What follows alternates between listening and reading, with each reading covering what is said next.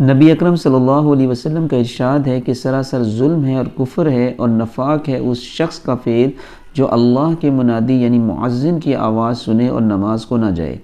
نبی اکرم صلی اللہ علیہ وسلم کا ارشاد ہے کہ سراسر ظلم ہے اور کفر ہے اور نفاق ہے اس شخص کا فعل جو اللہ کے منادی یعنی مؤذن کی آواز سنے اور نماز کو نہ جائے۔ فائدے میں شیخ الحدیث رحمۃ اللہ لکھتے ہیں، کتنی سخت وعید اور ڈانٹ ہے اس حدیث پاک میں کہ اس کی اس حرکت کو کافروں کا فعل اور منافقوں کی حرکت بتایا ہے کہ گویا مسلمان سے یہ بات ہو ہی نہیں سکتی۔ ایک دوسری حدیث میں ارشاد ہے کہ آدمی کی بدبختی اور بد نصیبی کے لیے یہ کافی ہے کہ مؤذن کی آواز سنے اور نماز کو نہ جائے۔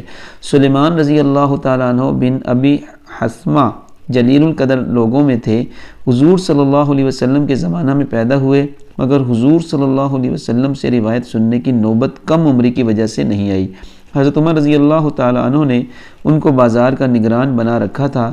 ایک دن اتفاق سے صبح کی نماز میں موجود نہ تھے۔ حضرت عمر رضی اللہ تعالیٰ عنہ اس طرف تشریف لے گئے تو ان کی والدہ سے پوچھا کہ سلیمان آج صبح کی نماز میں نہیں تھے۔ والدہ نے کہا کہ رات بھر نفلوں میں مشغول رہا، نیند کے غلبہ سے آنکھ لگ گئی۔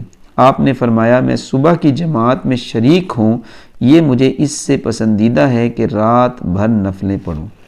اللہ تعالیٰ سے دعا ہے کہ اللہ تعالیٰ ہمیں بھی با جماعت نماز ادا کرنے کی توفیق عطا فرمائے اور ان باتوں کو دوسروں تک پہنچانے کی بھی توفیق عطا فرمائے۔ آمین ثم آمین۔ جزاکم اللہ خیرہ۔